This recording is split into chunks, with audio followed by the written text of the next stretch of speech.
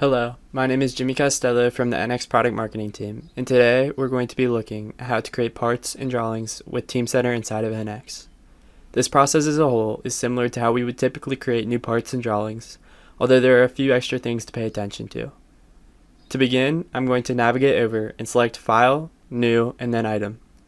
Doing this will open the traditional template window.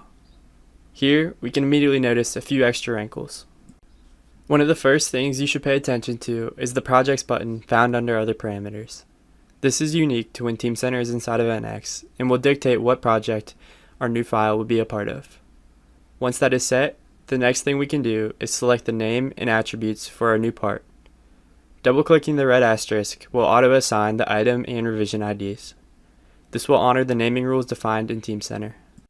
If you have additional attributes mapped to Teamcenter, these can be edited from the Secondary Attributes window.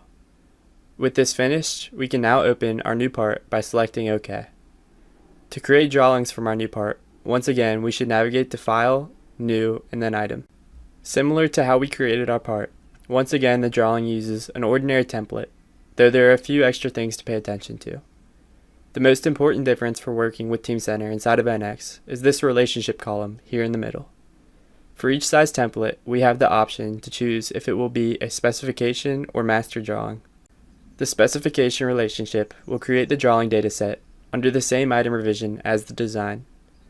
On the other hand, the master relationship will create its own item revision, which will be separate from the design item revision. Each option offers its own benefits, so it's up to you to decide what is most appropriate for your business process. Again, we can automatically assign our item ID, revision, and name, and then we are ready to begin working on our new drawing. In conclusion, in this video, we've explored how to create designs and drawings with Teamcenter inside of NX. Specifically, we explored assigning new parts and drawings to existing projects, generating names and attributes for new files, and the relationships drawings have with their item revisions. I would like to thank you for your time and attention.